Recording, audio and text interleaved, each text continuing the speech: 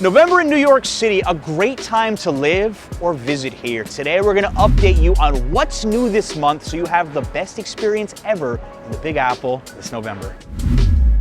Early in the month, November 6th, the New York City Marathon is back. The 26.2-mile race through all 5 boroughs is a local favorite. Most of you watching probably aren't running, but if you just want to see it, the good news is most of the course is open to spectators. And it's absolutely free. So if you go to the marathon website right here, it shows you all the viewing points, and ActionKid let us use a few clips from his video. Check out his video for some of his favorite spots as well.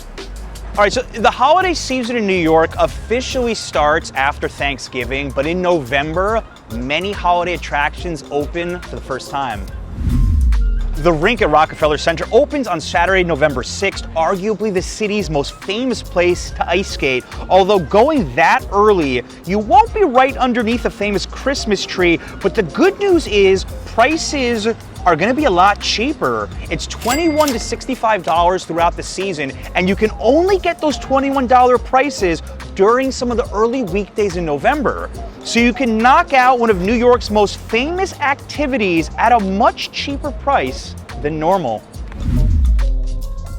Let's talk holiday markets, and the Bryant Park Winter Village actually opened on October 28th, but we'll include it for November, my absolute favorite holiday market in New York City. It combines local vendors, food, and one of the coolest ice skating rinks in the city with a great view of the Empire State Building.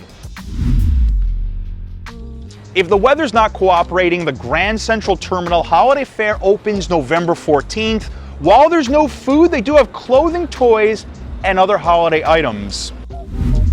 Another great one is the Union Square Holiday Market opening November 17th. It has a real funky vibe to it and some really nice food vendors.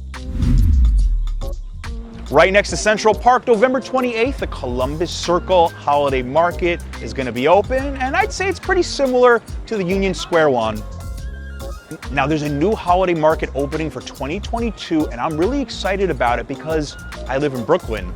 On November 28th, the Brooklyn Borough Hall Holiday Market's opening for the first time. Not a lot is known about it yet, but I'm reading there's going to be plenty of vendors, vintage clothing, food and drink. I'll be checking this one out for sure. Stay tuned. And if you need some ideas of what to do during the holidays in New York, check out our new guide, linked down below in the description. I have over 50 different holiday attractions, restaurants, places to go, free things. Give it a look.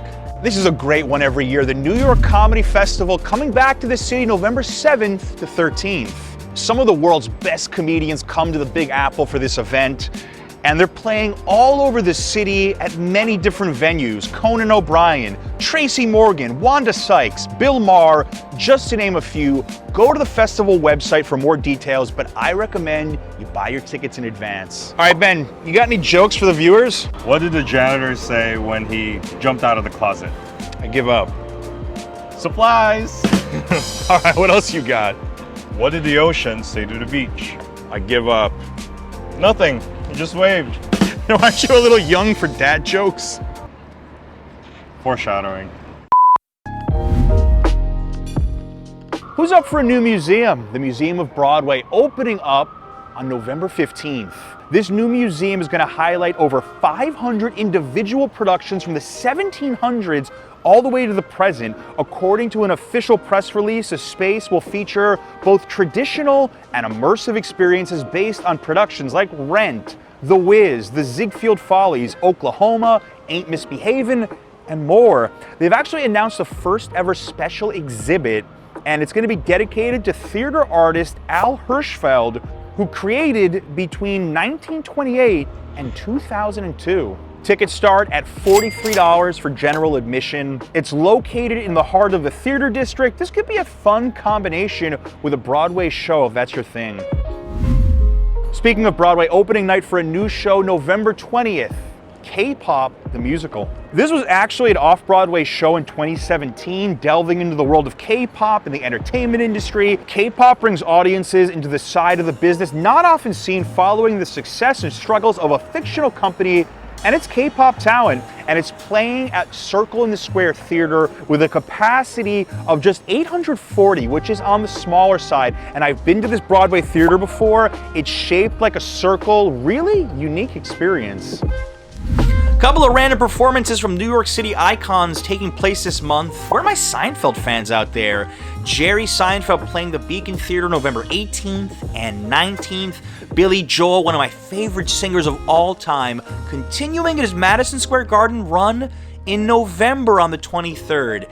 The bad news, all these shows are sold out. But if you want to fork over about $150 or more, you can buy tickets on the secondary market on StubHub.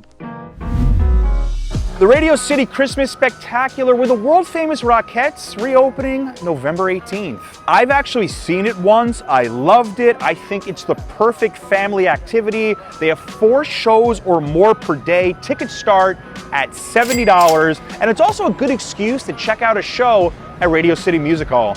Another fun option, which I've never done before, is the New York City Ballet's Nutcracker, opening November 25th at Lincoln Center. Pricier tickets starting around $100, but if you want to see a ballet performance that's really famous, you should give it a look. November 24th, 9 a.m. to 12 p.m., the city's most famous parade arguably takes place, the Macy's Thanksgiving Day Parade. This is amazing for children. There's so many cartoon characters, floats, visiting bands. I've been told you have to arrive between 6 to 7 a.m. to guarantee yourself a spot at the curb. It starts at 77th at Central Park West, heads down to 34th Street and Herald Square.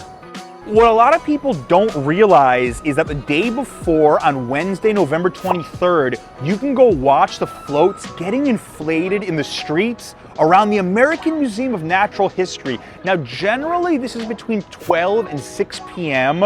I heard last year, due to COVID, it was really tough to get close due to capacity restrictions. So try to find more details online about exactly where and what time it's going to happen, but I'm pretty sure it's going to occur this year. Projected for November 30th, and this is just a projection, not official yet, the Rockefeller Center Christmas tree lighting is going to occur. And I always feel like this really signifies the start of the holiday season in New York City. When that's up, you know the rest of the city is in full swing for the holidays. It's adorned with over 50,000 lights, and the ceremony draws a humongous crowd. My honest advice is watch it on TV and then go visit the tree afterwards when there's less people around. But if time is limited and that's the only shot you have, go for it. If you're gonna be in New York in November anyway, you should check out some of these weird and strange things that you probably didn't know existed in New York, but that are really interesting. Trust me.